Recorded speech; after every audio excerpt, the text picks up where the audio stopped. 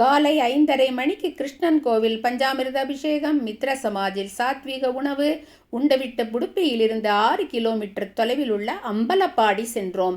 அங்குள்ள மிகவும் பழமை வாய்ந்த ஜனார்தன் கோவில் மற்றும் காளி கோவில் தரிசனம் முடித்து பிரகாரங்களில் பொறிக்கப்பட்ட மகாவிஷ்ணுவின் சக்கரம் மற்றும் ஸ்ரீசக்கரங்களையும் கண்டு பின்னர் மங்களூர் தேசிய நெடுஞ்சாலையில் உள்ள கட்பாடி என்ற ஊரில் உள்ள மத்வாச்சாரியர் பிறந்த இடமான பஜக என்ற இடத்திற்கு சென்று அவருடைய தந்தை பூஜை செய்த அனந்த பத்மநாப விக்கிரகம் மற்றும் அவர் கல்வி கற்ற இடம், அவர் பயன்படுத்திய பொருட்கள் எல்லாவற்றையும் பார்த்து தரிசனம் செய்தோம்.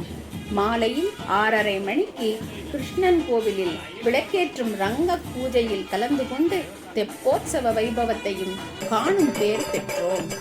இரவு 7:30 மணிக்கு தங்கத்தேர் வெள்ளித்தேர் இரண்டும் ஒரு சேர பவனி வரும் காட்சியையும் கண்டோம்.